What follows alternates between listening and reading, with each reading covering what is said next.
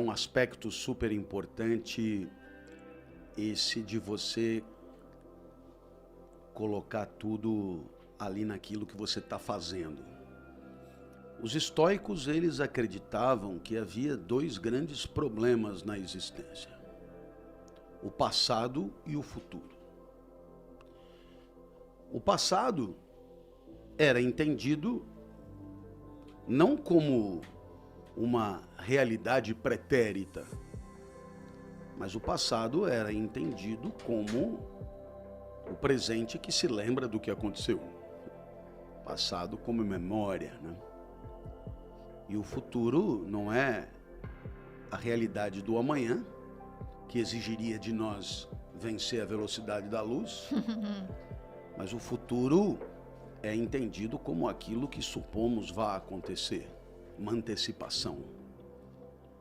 E os estoicos estavam convencidos, com razão ou não, mas eles estavam convencidos do seguinte: quando você está pensando na morte da bezerra, e a bezerra já morreu, existe um empobrecimento da existência. E esse empobrecimento da existência é consequência de um presente mal vivido. Quando você está pensando no que vai acontecer, é mais ou menos assim: pessoas mais velhas tendem a se lembrar mais, pessoas mais jovens tendem a antecipar mais, por questões mesmo quase que matemáticas, né? Quer dizer, é o que já foi vivido. Por exemplo, no meu caso, já estou muito mais para saudade do que para planos de carreira, né? Mas eu suponho que meus filhos seja o contrário. Bom, nos dois casos é de se lamentar. Por quê? Porque nos dois casos o presente está xoxo. O presente e o passado, o futuro e o passado são formas de escape de um presente desagradável, de um presente mal vivido, de um presente sem excelência, de um presente desalinhado da própria natureza, de um presente indevido, digamos assim. Então, de certa maneira, nós imaginaríamos uma felicidade sem nostalgia e sem esperança. Portanto, uma felicidade desesperançada, uma felicidade onde a imediatidade do presente é de tal maneira preenchedora da alma que inviabiliza, né, esses desvios para o que já aconteceu e para o que vai acontecer.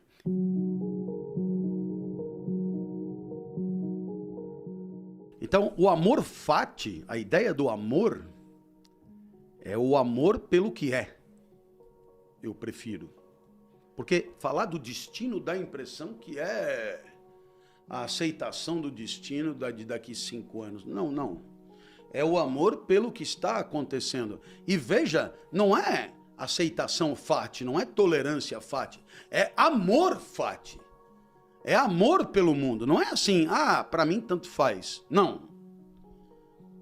A sabedoria é você amar o real como ele é.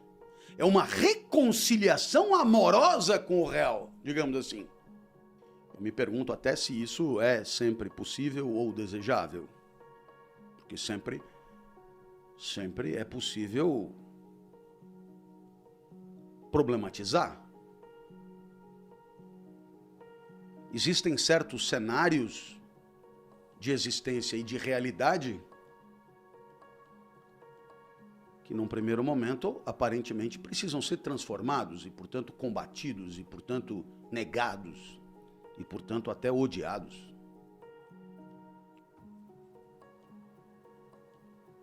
É o caso, por exemplo, de uma cidade, de uma polis governada por um tirano injusto. Agora, é claro, é mais fácil o amor fati quando você está fazendo caça submarina no Mediterrâneo.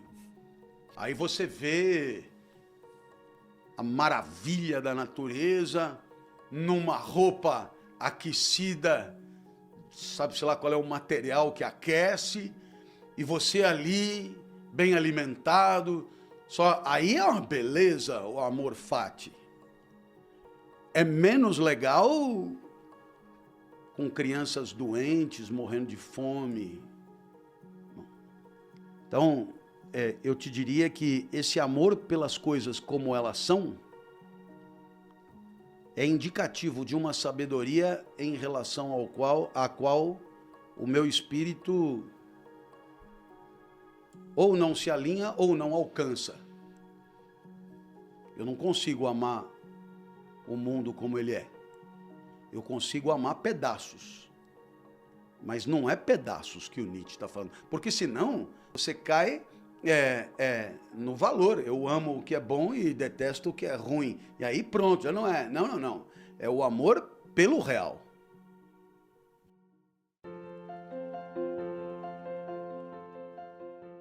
Eu sei que, no final das contas, todos nós temos a oportunidade de nos preparar para uma vida que todos nós, por mais assim abilolados que sejamos, né, já percebemos que não é para amadores, né? Quer dizer, o mundo tem, eu insisto sempre nisso, uma competência criativa para entristecer que nos supera e muito na nossa previsibilidade, né?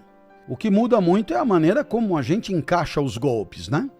Então, quem poderia imaginar, e talvez alguém tenha imaginado, mas estou dizendo a grosso modo, né?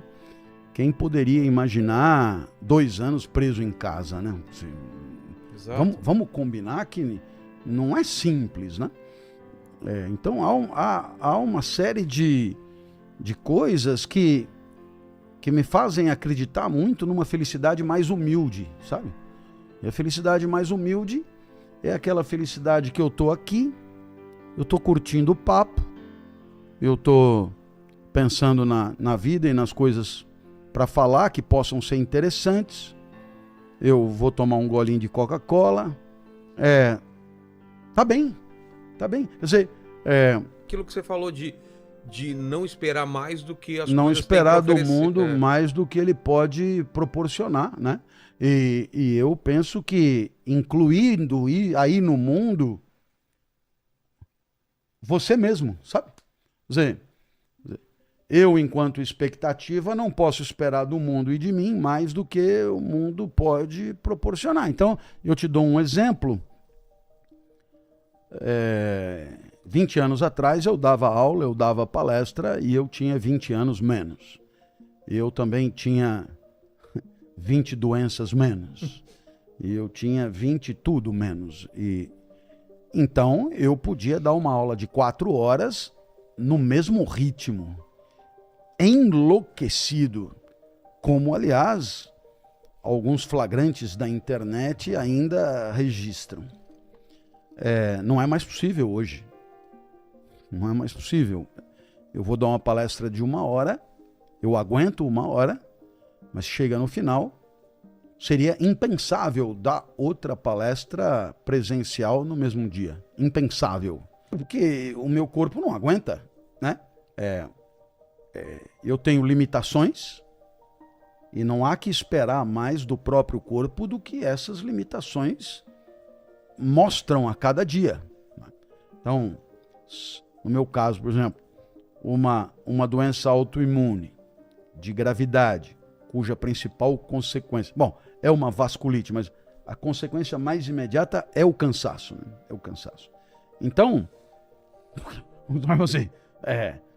chega uma hora que você constata, de fato, né?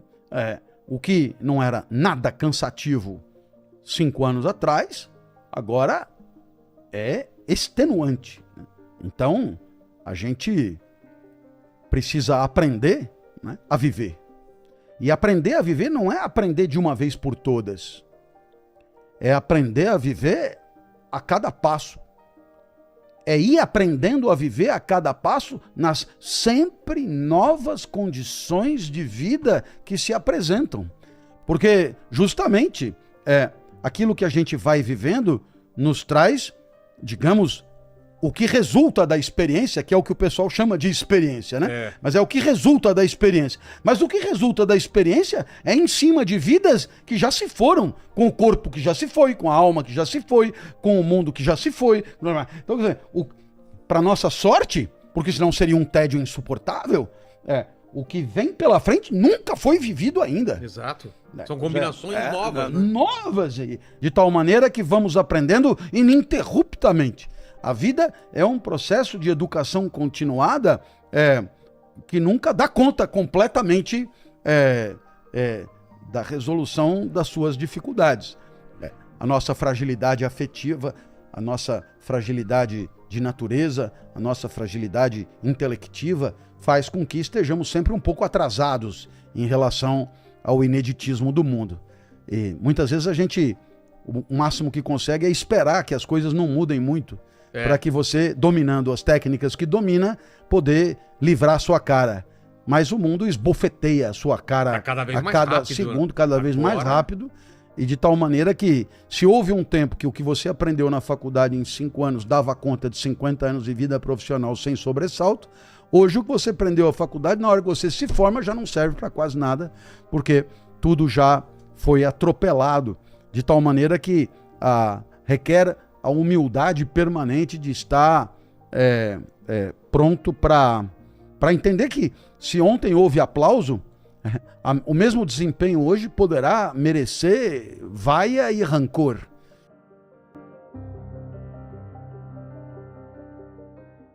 Como que o jovem ele consegue ao mesmo tempo ter tudo à mão e ao mesmo tempo tudo ser possível e ao mesmo tempo ter essa ansiedade de não conseguir acompanhar as mudanças? Não, o seu caso não é o pior. Não? Não. Qual é a ideia? Então você, como eu, digamos assim, nascemos numa época que a coisa ia mais ou menos rapidamente e no meio do caminho foi acelerando. Sim, dava muito tempo de eu aprender É totalmente as coisas. diferente de quem já nasceu no esquema. Não sei se você entendeu. Para nós é muito pior. Porque, quem você nasceu entendeu? agora... Porque a gente teve uma vida escolar preparatória para um tipo de mundo que desapareceu. Não sei se você entendeu. Sim, sim. Por exemplo, eu formei lá em 1980, lá no ensino médio, o mundo para o qual eu fui preparado, e eu tive uma boa preparação, né? O mundo para o qual eu fui preparado não existe mais. Aí eu fiz direito, jornalismo, não sei o que, logo em seguida. É curioso porque eu estudei antes da Constituição de 88. Então, quer dizer, assim, o meu estudo é um estudo, né, assim, mudou tudo, né? Dado que eu não me atualizei no mundo do direito, a única coisa, sobraram alguns amigos, né? E alguns livros para calçar móvel. Né? Então, quer dizer, no final a coisa foi acelerando no meio do caminho, num ritmo para o qual nunca estivemos preparados. Hoje em dia, o cara que está hoje fazendo ensino fundamental e ensino médio, ele está sendo advertido para um certo ritmo existencial definido. Nunca é definido por nós, né? Isso é uma coisa que se impõe, né?